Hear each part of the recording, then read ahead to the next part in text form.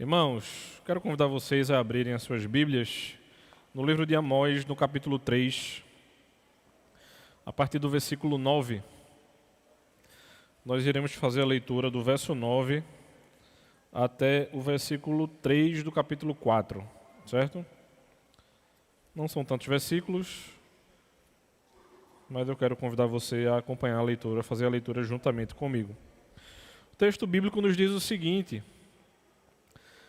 proclamem nas fortalezas de Asdod e nos palácios da terra do Egito o seguinte: reúnam-se nos montes de Samaria e vejam que grandes tumultos lá existem e que opressões há no meio dela.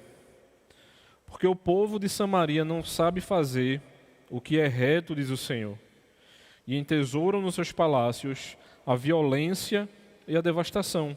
Portanto, assim diz o Senhor, Deus: o inimigo cercará a sua terra, destruirá o seu poder e os seus palácios serão saqueados.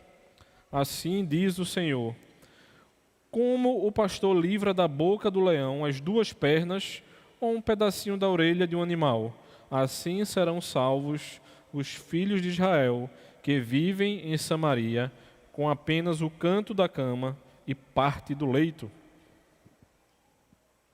Ouçam e deem testemunho contra a casa de Jacó, diz o Senhor Deus, o Deus dos exércitos.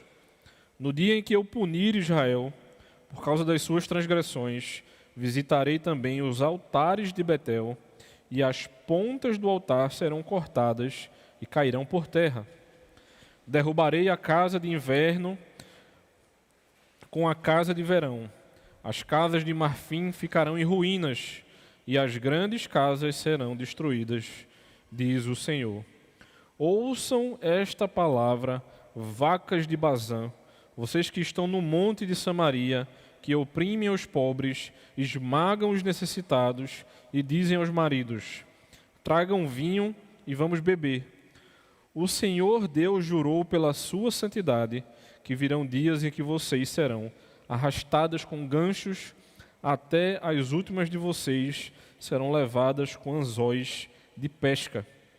Vocês sairão em fila pelas brechas e serão lançadas na direção do monte Hermon, diz o Senhor. Oremos mais uma vez, irmãos. Senhor Deus, que a Tua palavra, Pai, ela seja aplicada ao nosso coração. Sabemos, ó Senhor, que ela não volta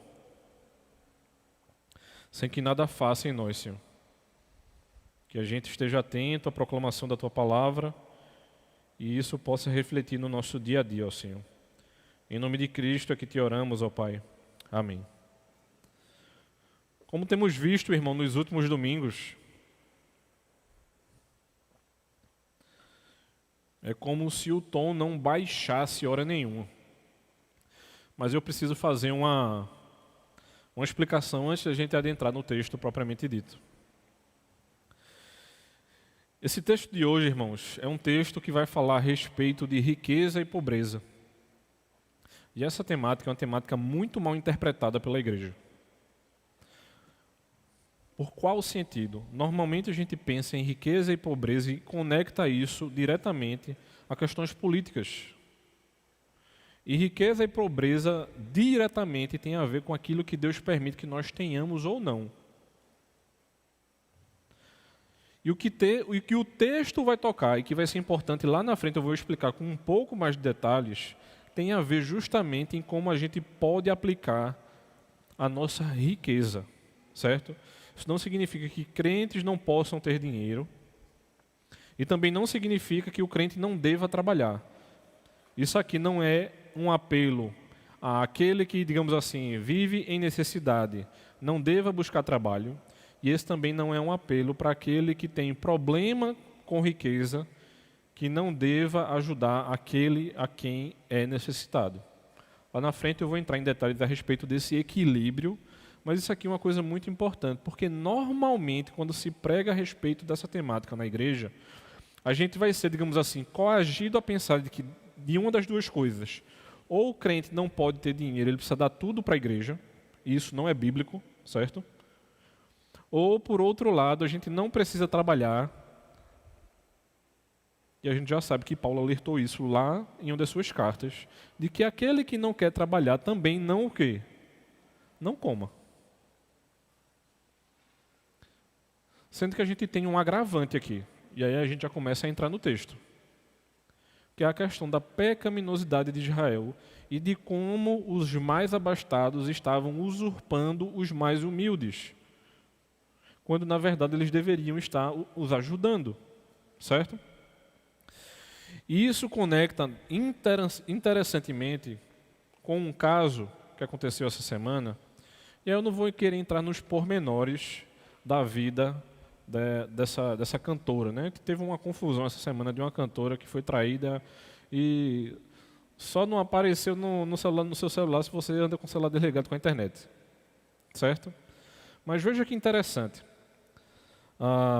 Eu vou citar um trecho de uma letra de música dela que diz o seguinte: diziam para mim que essa moda passou, que monogamia é papo de doido, mas para mim é uma honra ser uma cafona para esse povo. Aparentemente, se eu não contasse nada para você, você até poderia pensar que é uma letra de um artista cristão, fazendo apologia à monogamia. O detalhe, irmãos, é que histórias como essas que a gente se depara cotidianamente, é que a monogamia ela é temporária. E até onde eu sei, como eu gosto de falar, na minha terra, monogamia temporária também é poligamia. É como se a gente gostasse de brincar com os termos e gostasse de brincar de ser cristão, e dentro dessas confusões todas, a gente disse assim: mais um artista sofrendo pelos seus problemas. E eu não estou querendo também fazer uma apologia reversa de que aquele homem podia traí-la. Mas a grande questão é em como se brinca com os termos, e muitas vezes são termos que entram nos nossos ouvidos e a gente começa a aceitá-los. E ao mesmo tempo a gente fica a pensar que artistas que não têm nenhum vínculo, nem com Deus e com a sua própria palavra, têm mais coragem de defender uma coisa que deveria ser defendida por nós do que por eles. Mas a única coisa que me vem à mente aqui é perceber que, digamos assim, calhou para que ela defendesse.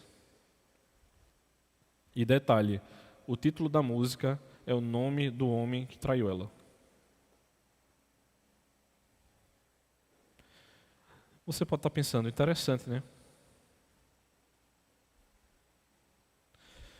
Sobre questões como essa, foi que o povo de Israel foi ruindo.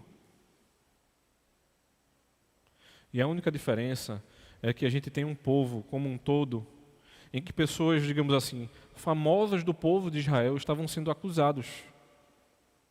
E veja que coisa deprimente.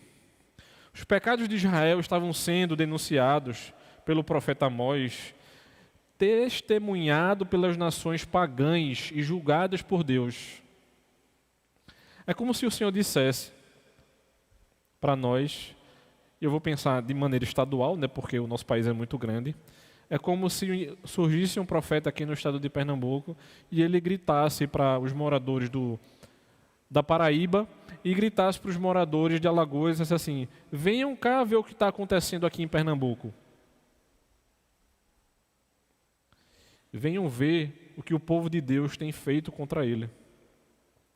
E eles ficam assustados.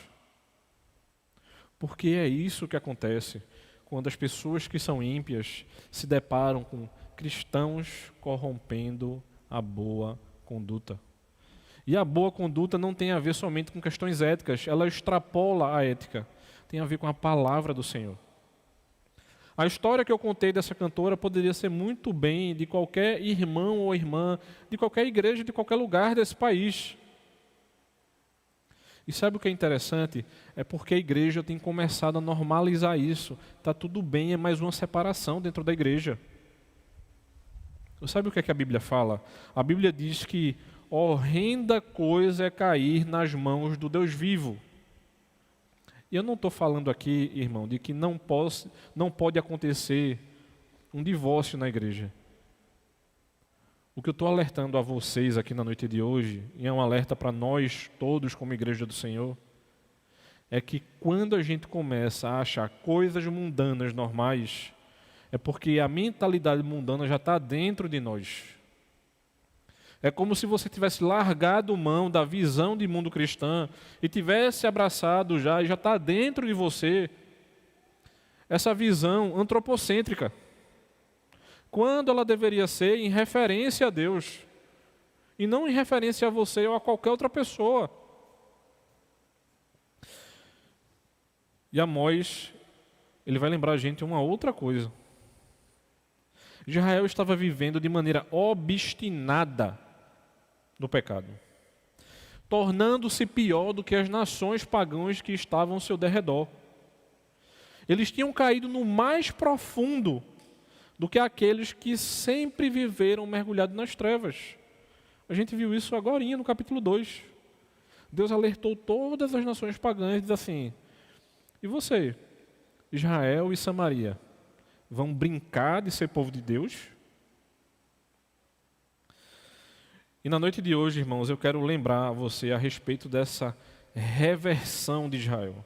Essa reversão de Israel pode ser a minha e a sua reversão.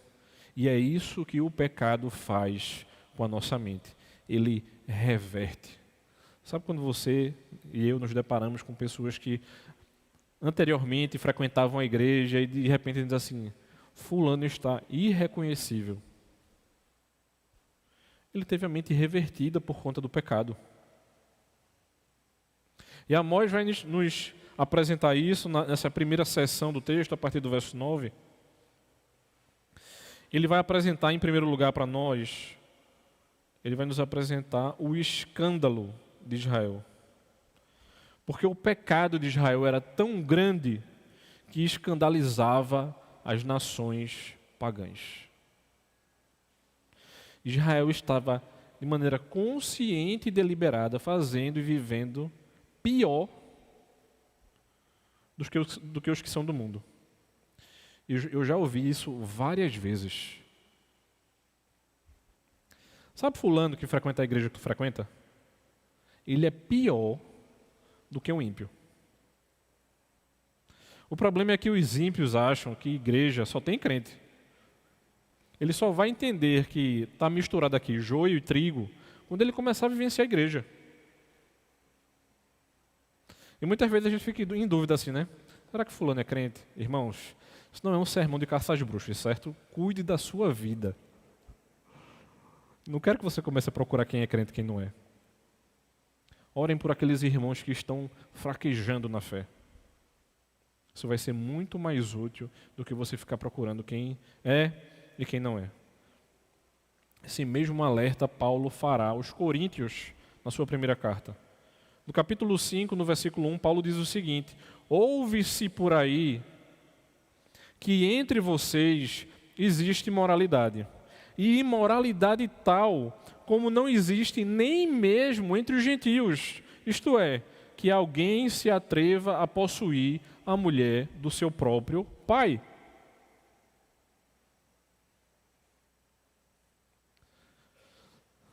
Pela linguagem de Paulo, provavelmente, era um filho assumindo a madrasta, e não obviamente a sua mãe, né? Porque ele não ia falar a mulher do pai se obviamente não fosse outra mulher que não fosse a sua mãe. E é interessante porque coisas como essas acontecem nos dias de hoje e ainda assim é de chocar os ímpios. Uma das notícias que rodam nos dias atuais, para quem gosta de acompanhar o mundo do basquete, é que um dos filhos de Michael Jordan se relaciona com a esposa de um dos, ou uma ex-mulher no caso, né, de um dos melhores amigos do seu pai, um daqueles jogadores que estavam naquele time campeão do Chicago Bulls. A sensação é a mesma, irmãos. Os ímpios quando se deparam com situações como essa, diz assim, não é possível que o filho de Jordan está se relacionando com a ex-mulher de fulano e tal. É esse tipo de coisa que quando adentra a nós, a gente deveria fazer assim, impressionante, no mínimo. Mas é como se a gente começasse a aceitar, como não é comigo, não é na minha casa, nem é na minha igreja, que se exploda. Cuidado, porque daqui a pouco pode ser na sua igreja, na sua casa e talvez até o seu próprio relacionamento. Amós convoca os filisteus, ou os de Asdod, e os egípcios para testemunhar o que estava acontecendo em Samaria. Deus chama justamente a cidade de Asdod, uma cidade que cometeu graves pecados sociais, para testemunhar contra os pecados sociais de Israel. O Egito, por outro lado, já havia oprimido Israel, e eles são chamados para testemunhar as suas crueldades. E sabe o que é interessante? É porque os menos culpados são chamados para julgar os mais culpados. Ou você acha que um ímpio não pode participar de um julgamento nosso? Aqueles que não receberam a revelação especial foram chamados para julgar o povo da aliança. E isso é triste, irmãos. Sermos julgados por aqueles que não deveriam ter esse tipo de capacidade. Era um povo sem a revelação e era um povo sem redenção.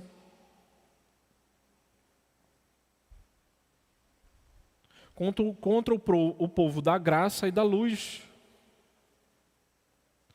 E essa possibilidade de permissão punitiva é de perturbar a boa ordem social.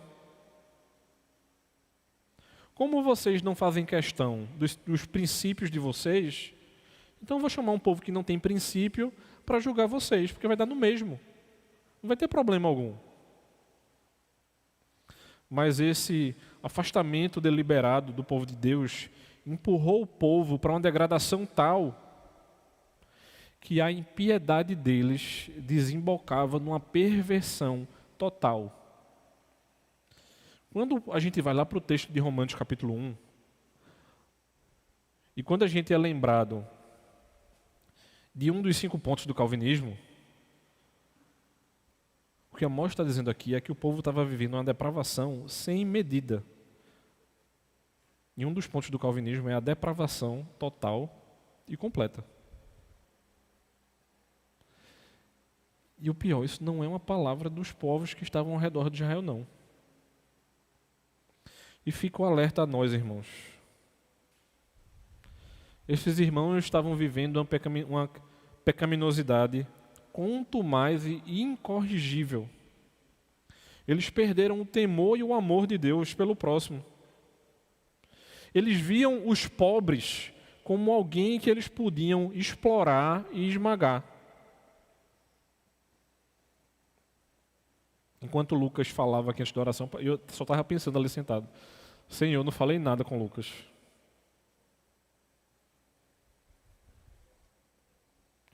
Porque quando aparecem pessoas necessitadas na igreja, ou até mesmo dentro da nossa família, o que o Evangelho, o que a Bíblia relata para a gente no Novo Testamento, ela diz o seguinte: ajude primeiro os da sua casa, depois você ajuda os da fé, e vai que sobra alguma coisa, aí você consegue ajudar os de fora.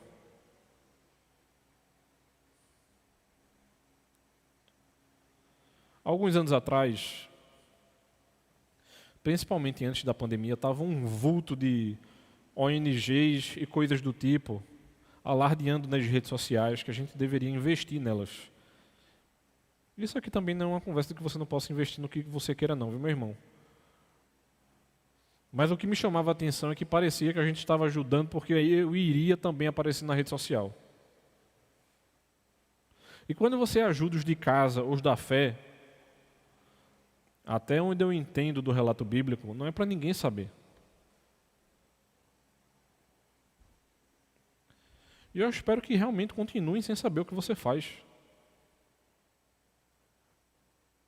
É como se a gente quisesse, toda vez que a gente doa uma cesta básica, eu tenho que postar no Instagram para dizer assim, fulano ou cicrano recebeu. Imagina se a diaconia da igreja, não estou dando ideia não, viu, irmãos?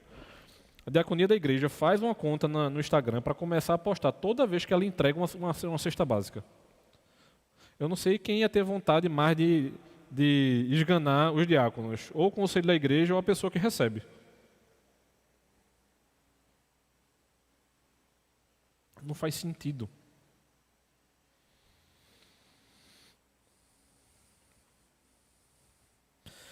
Quando Deus entrega o povo de Israel nas mãos do rei da Síria para serem levados para o cativeiro, você sabe o que é que diz lá em Provérbios, no capítulo 29, no versículo 1? Provérbios 29, 1. O homem que muitas vezes é corrigido e não se humilha, ele será quebrado repentinamente sem que haja cura. Continue na sua obstinação pecaminosa.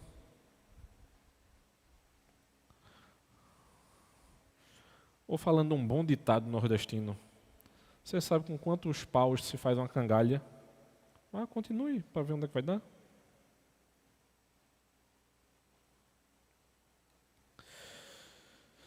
Uma vez que os muros foram destruídos, os maravilhosos castelos de dentro dessa cidade fortificada estavam disponíveis para também serem destruídos.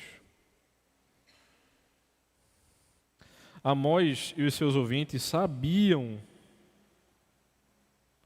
que o pastor não podia proteger o rebanho de todos os animais selvagens que rondavam os montes de Samaria.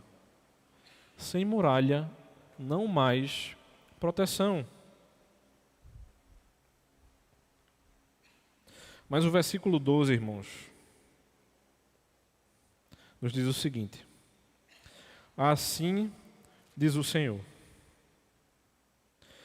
como o pastor livra da boca do leão as duas pernas ou um pedacinho da orelha de um animal, assim serão salvos os filhos de Israel que vivem em Samaria com apenas o canto da cama e parte do leito. A gente não tem noção do que está sendo dito aqui, porque a gente mora em casas tão pequenas hoje em dia, que eu não podia nem falar para as crianças assim, sabe a casa que você mora? Normalmente a gente mora num apartamento, né? Não é verdade? Parece que quanto menor, mais caro. Estou tentando entender essa teoria da conspiração, mas depois a gente conversa sobre isso. Então, assim, se a gente tivesse, digamos assim, 70 anos atrás, pensando nos nossos avós, talvez fizesse mais sentido. As casas eram maiores, os terrenos maiores. O que ele está dizendo aqui é o seguinte: o que vai sobrar da sua casa é um pedaço do seu quarto. O canto da sua cama. Pense na sua cama de casal e parta ela em 4 pedaços. E escolha um canto para ficar, é isso que vai sobrar. Ou do colchão, né? Talvez seja melhor, porque uma cama com uma perna só não vai dar muito certo, não. 1/4 do seu colchão. Isso é o que vai sobrar do seu colchão e da sua casa. Porque o povo de Israel não se contentava com o que estava tendo e estava começando a tomar dos pobres. Eu ainda pensei em brincar com as crianças aqui sobre brinquedos de adultos. E eu pensei assim, dizer para elas: crianças, se pastor Rodrigo não fosse crente e tivesse muito dinheiro, talvez ele tivesse um brinquedo de R$1 milhão. Eu não preciso explicar que seria um carro, né? A gente sabe as coisas que a gente gosta. e a gente sabe as coisas que a gente gosta se tivéssemos dinheiro.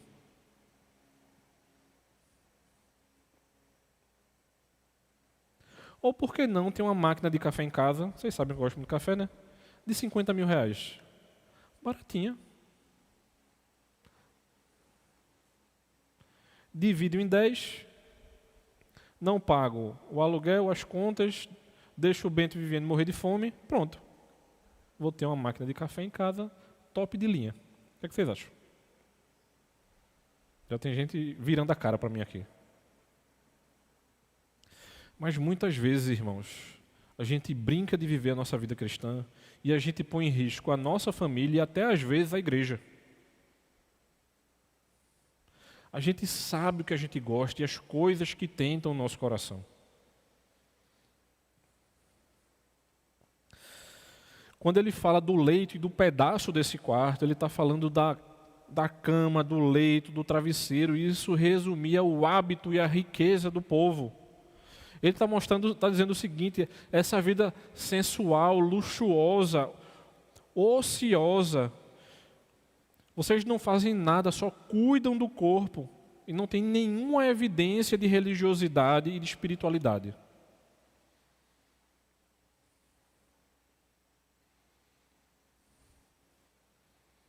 E isso também não é uma inversão aqui no aspecto de você não precisar fazer exercício físico também, não, meu irmão. Mas você também não precisa passar o dia na academia e nem fazendo exercício físico. Eles tinham vivido apenas para os deleites do corpo. O Deus deles era o prazer.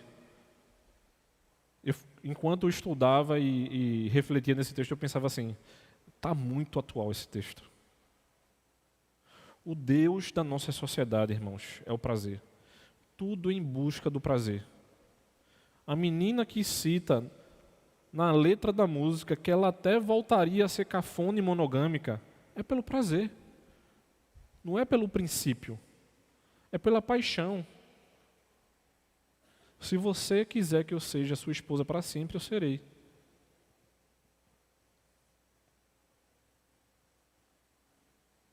O filho de Michael Jordan, ele não pensa na desonra que ele está fazendo ao pai dele.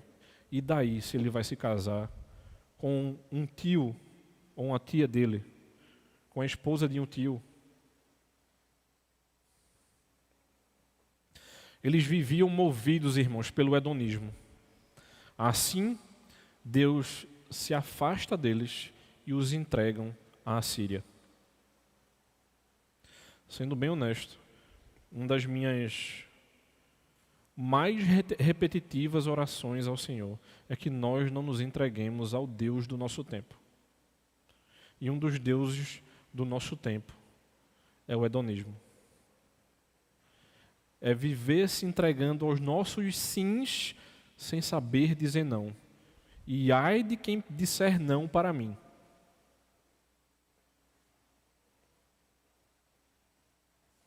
Isso é o que estão vendendo para a gente nas escolas.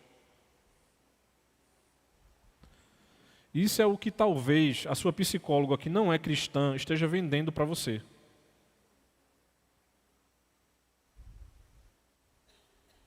Você ouviu muitos nãos na sua infância. Deixe o seu filho correr solto para você ver daqui o que vai acontecer daqui a 20 anos. Só deixe isso acontecer. Não diga não ao seu filho. Diga só sim a ele.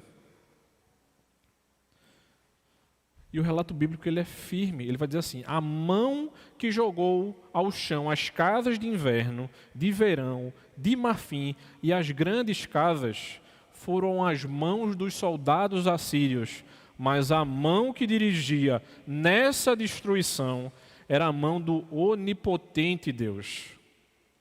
Continue brincando com o Senhor. Essa é a primeira imagem dentro do texto. E o Senhor vai para uma segunda, a partir do versículo 13, que é a imagem de insegurança. Verso 13 diz o seguinte: ouçam e deem testemunho contra a casa de Jacó, diz o Senhor Deus, o Deus dos exércitos. No dia em que eu punir Israel por causa das suas transgressões, visitarei também os altares de Betel, e as pontas do altar serão cortadas e cairão por terra. Betel, que era para ser um lugar santo, estava sendo profanado com bezerros de ouro. Mais uma vez o povo tinha se entregue à idolatria com o apoio do seu rei.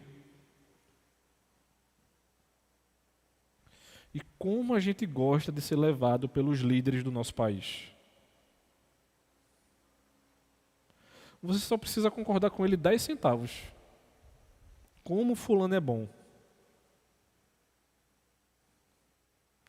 Enquanto isso, eu estou orando por ele. Senhor, se tu não tem um plano para mudar a vida desse líder, pode levar.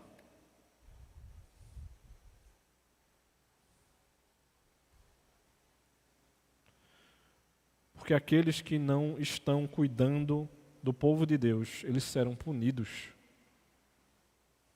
Aqueles que brincam com o nome de Deus, eles serão punidos. Aqueles que acham que podem brincar com a igreja de Cristo, serão punidos. O problema é que muitas vezes a gente quer ver a punição. E o tempo é do Senhor. Betel era o santuário do rei e o templo do reino. E o culto foi deturpado por ali.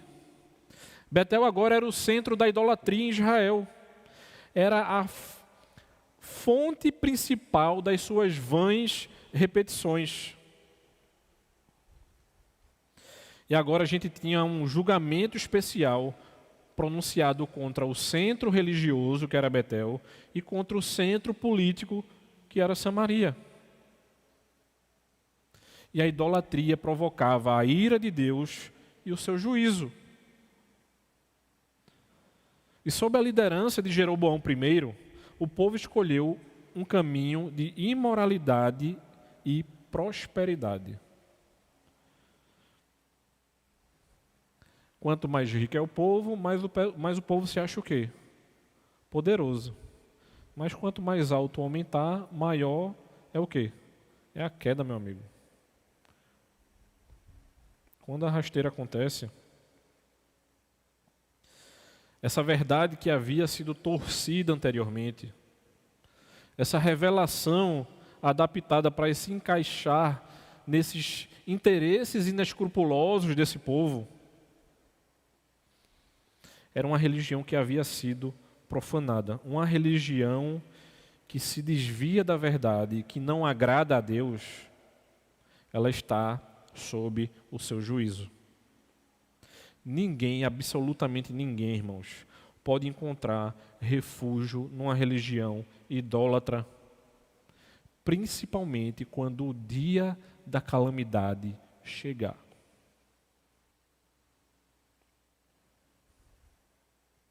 E muitos dizem para a gente, né? Mas fulano, ele é cristão.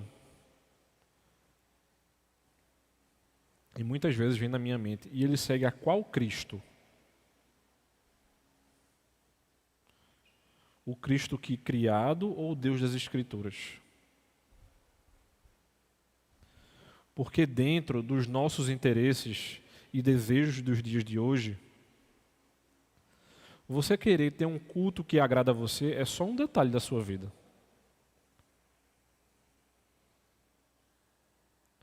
O que é que tem na Escritura que você não concorda, que você iria ser concordante? Semana passada eu brinquei com as pessoas na sala e eu disse assim a ela: você pode até não gostar da pregação de Ronaldo ou de Gustavo, mas o que Paulo confronta a respeito disso é que você deve estar preocupado com Cristo e não com quem prega. Aí eu brinquei com eles, eu não vou nem me citar para não ficar chateado com vocês.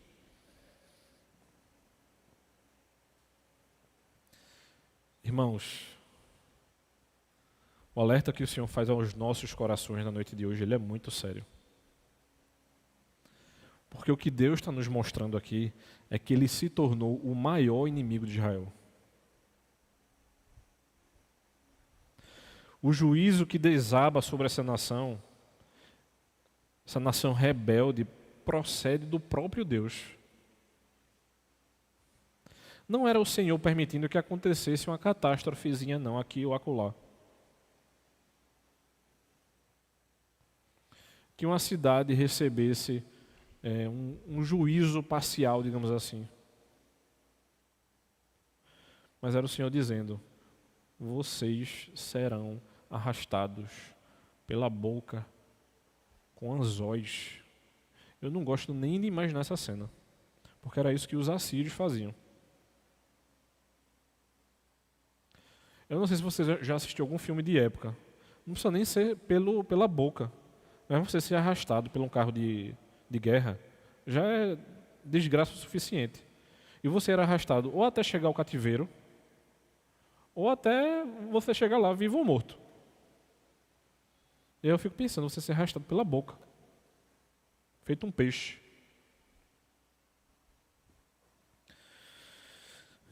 O que o homem semeia, ele colhe. O mal que ele pratica cai sobre a sua própria cabeça. O mal que ele pratica contra o pobre, o fraco e o indefeso será agora punido de maneira inexorável pelo grande juiz de toda a terra.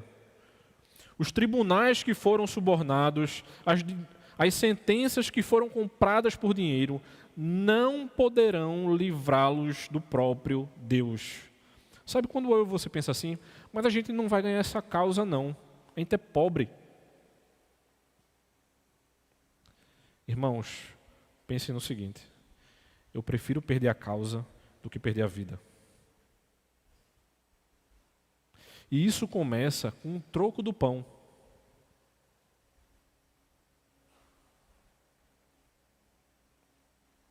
Eu já recebi a ligação do meu pai. Rodrigo, eu estou sem a carteira de motorista. Vem me pegar aqui.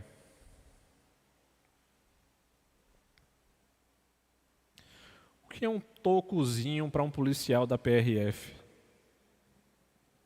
É só R$50, irmão. O que é R$50 hoje em dia? É nada. As coisas começam a degringolar das pequenas coisas e de repente você está envolvido com um petrolão, a lava-jato, seja lá o que for. Você já está mais envolvido do que você imagina e você não sabe nem se consegue mais sair.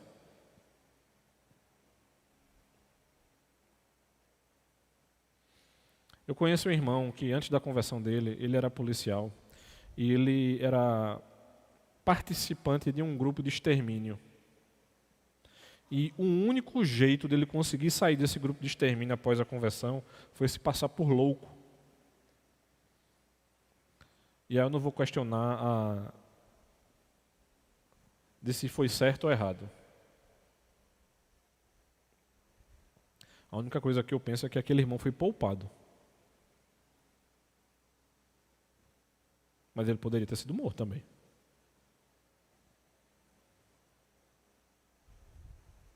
Às vezes a gente pensa assim, eu sei muito mais do que eu deveria. Talvez você saiba mesmo. E talvez isso custe a sua vida.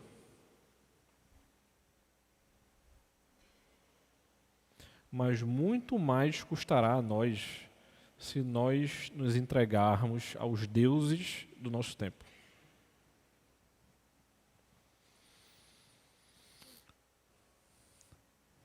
Deus está enviando, irmãos, a destruição total, assim como Ele enviou a Israel e Samaria. A grande pergunta que surge em tempos como esse é o seguinte: quando formos chamados ao céu, ou quando o Senhor voltar, a gente ouvirá servo bom e fiel, ou a gente ouvirá não conheço você?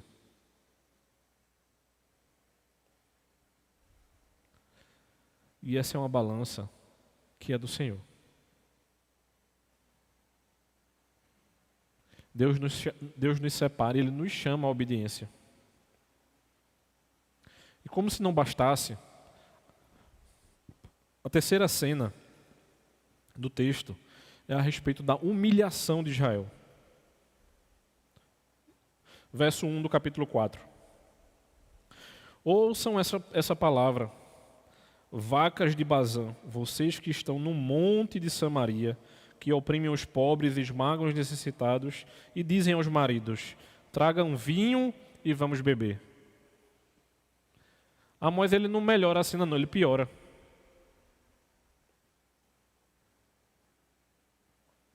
E eu quero que você entenda bem isso aqui, certo? Justamente por conta dos ídolos dos tempos de hoje, isso aqui pode parecer bem machista.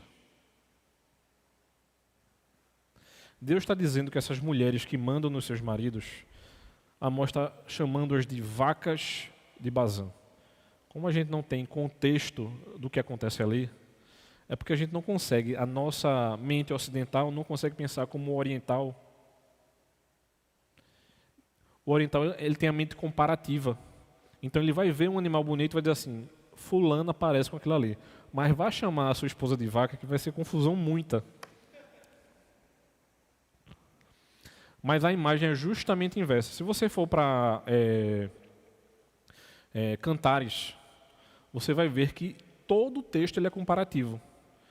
Ele vai dizer que partes do corpo da mulher se parecem com aquilo ali, e vai dizer que a mulher se parece com aquilo ali, que o marido parece com aquilo ali, porque ele está dizendo o seguinte, que a beleza da natureza, da criação de Deus, pode ser comparada à beleza da criação do homem e da mulher, certo? Então, as vacas de Bazã, de maneira geral na Escritura, tem a ver com beleza e riqueza, certo? Mas a imagem aqui é justamente inversa. São pessoas ricas que participam de banquetes e que se deleitam e que, em vez de exortarem os seus maridos, passam a mandar neles. Ou seja, é justamente uma imagem invertida. Esses homens que deveriam ser os líderes dos seus lares se deixaram corromper num nível tal que agora quem manda nas suas casas são as suas mulheres.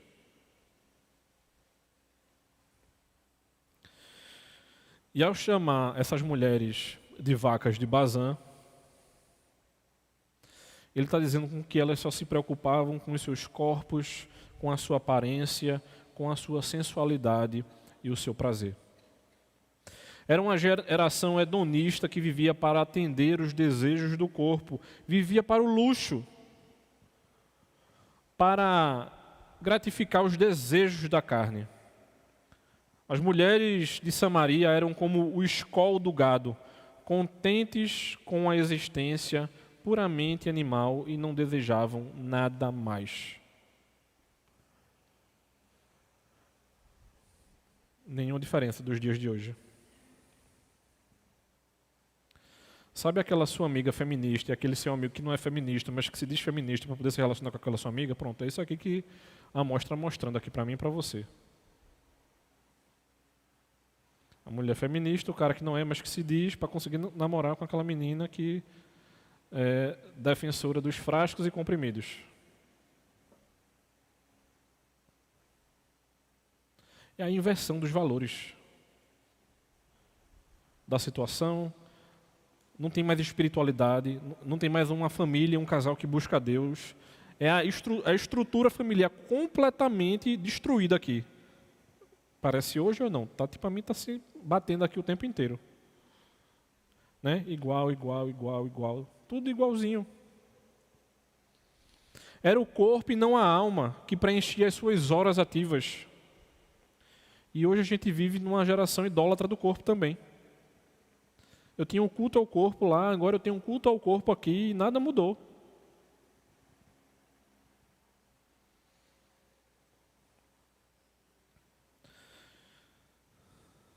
Viver no luxo, irmãos, é ser descontrolado pelos bens. E isso não tem nada a ver com Deus permitir que nós tenhamos riqueza.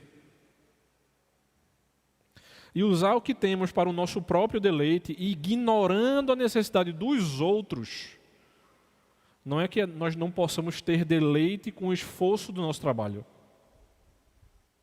É quando eu fecho os olhos para o que está acontecendo na minha família e dentro da igreja.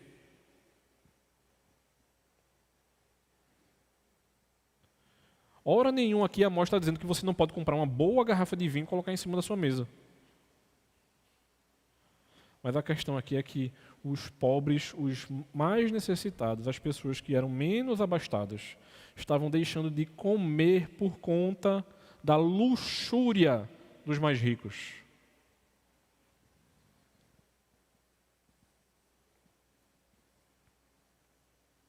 E a gente vive dentro de um país de políticas públicas tão ruins que você não pode ser um filantropo se você quiser.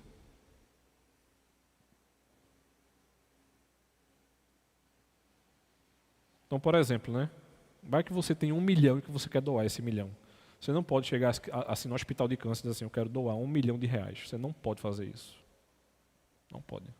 Pelas leis brasileiras, você não pode fazer isso.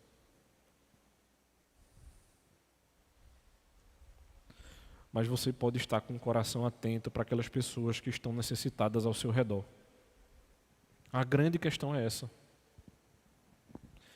Deus vai permitir que crentes sejam ricos, mas que esses irmãos invistam na vida do próximo. E isso não tem nada a ver com você poder se deleitar da riqueza. Porque se isso fosse verdade, o texto de Eclesiastes seria contraditório.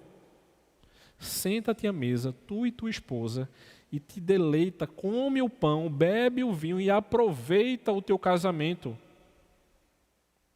E o que Amós está dizendo aqui é justamente o contrário. Deixa o circo pegando fogo ao redor, não queira nem saber o que está acontecendo na igreja. Sua família pode deixar passar fome, mas pode botar uma garrafa de vinho na mesa de R$1.000. Faça isso tranquilo, sem peso na consciência. A grande questão é essa. Conforme aquilo que Deus dá a você, tenha a sabedoria de administrar aquilo. E isso serve para o inverso também, meu irmão. Às vezes você tem um coração tão bom que você deixa faltar na sua casa. E se você deixar isso acontecer, você está pecando. Não, mas fulano está precisando. Se fulano está precisando e você não pode ajudar, acione a diaconia da igreja, meu irmão. Mas você não pode tirar o pão da boca dos seus filhos, da sua esposa, porque você tem que ajudar de todo jeito. Isso é pecado da mesma maneira. Você não pode fazer isso.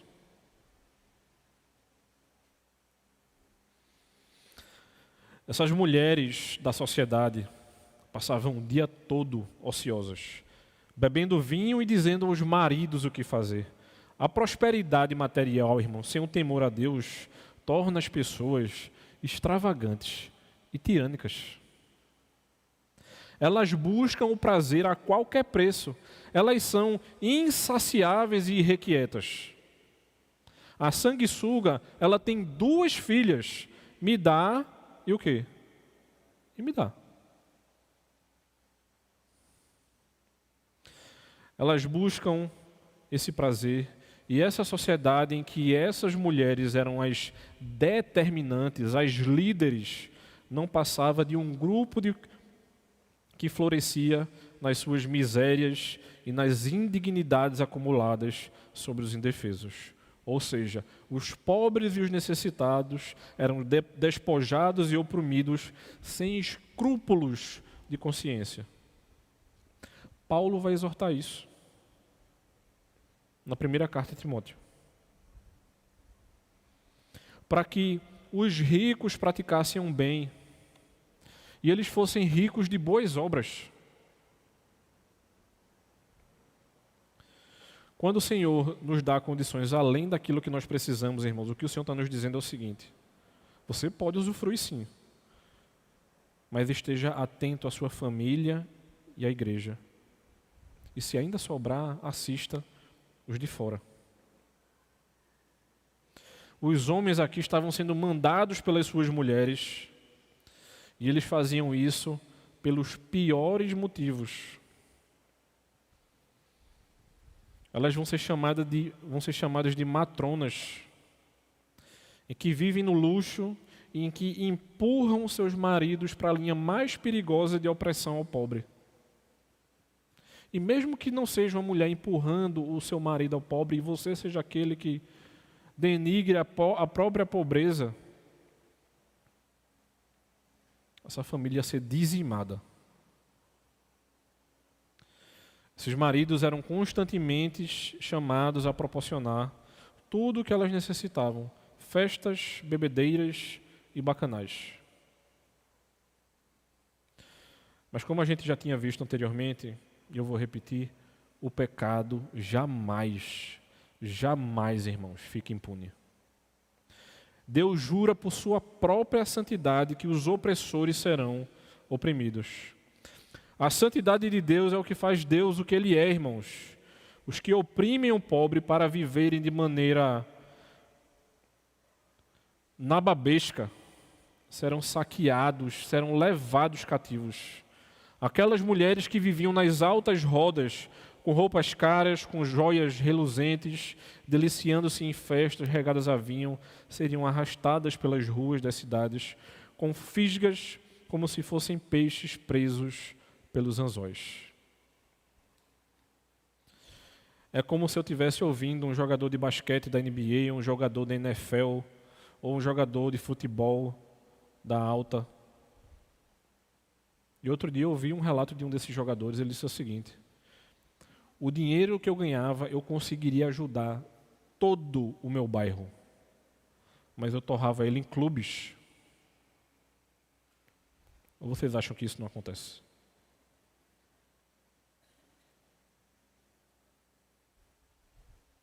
Porque as pessoas brincam de viver na luxúria.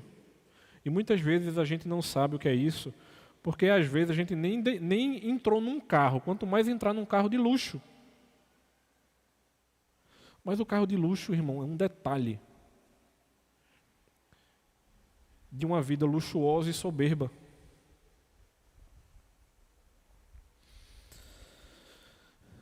A partir de agora, Deus começa a nos mostrar que eles seriam tratados como gado que vai para o matadouro.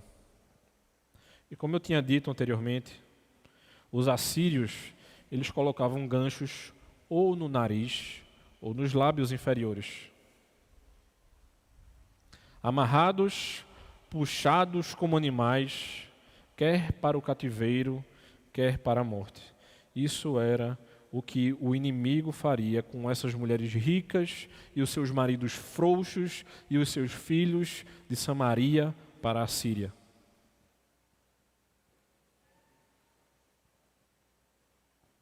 Isso é o Senhor levantando um alerta a nós, irmãos. Seja a mulher que Deus chamou para que você seja, seja o homem que Deus chamou para que você seja, e não seja aquilo que o seu coração está chamando você a fazer.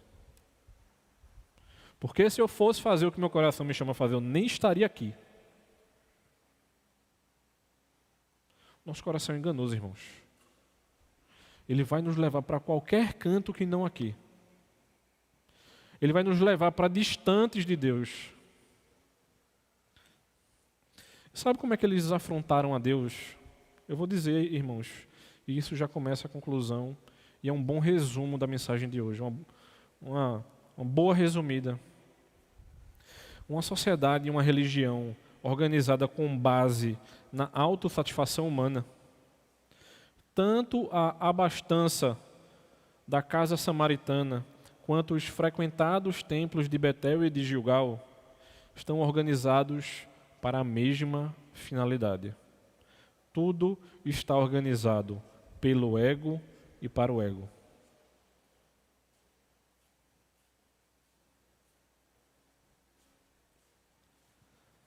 Às vezes as pessoas não precisam ir nem para os seus cultos idólatras, porque a sua própria casa já é um templo idólatra. E você nem precisa sair de lá para cultuar os seus ídolos.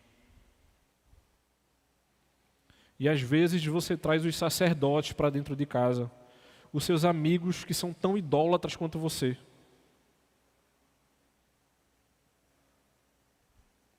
A diferença é que eles não vieram para o culto e você veio. Mas isso aqui, irmãos, não pode ser um clube. Isso aqui nem sempre vai ser confortável. Nem sempre vai ser agradável. Mas, apesar dessa mensagem dura, forte e feia, há esperança em Cristo.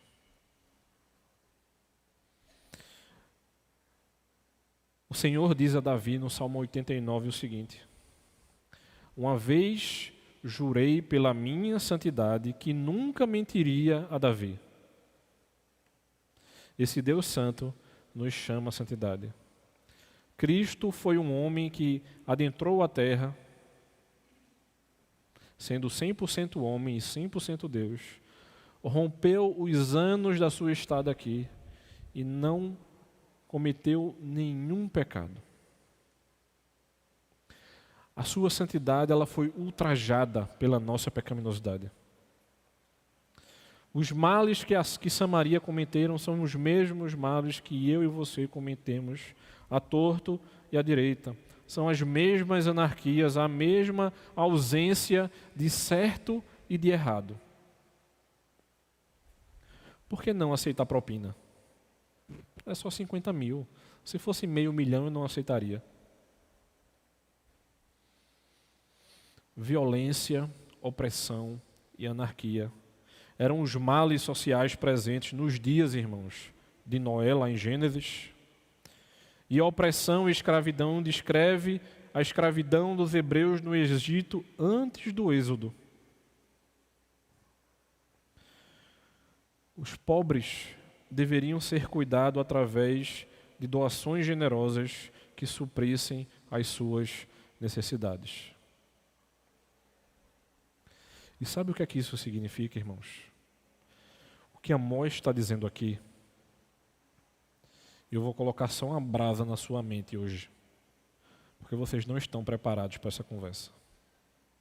O que Amós está dizendo aqui é que a gente não deveria precisar do SUS, do MEC e de nenhuma outra estrutura que interferisse na nossa família, na nossa casa, na nossa saúde, na nossa educação, em nada.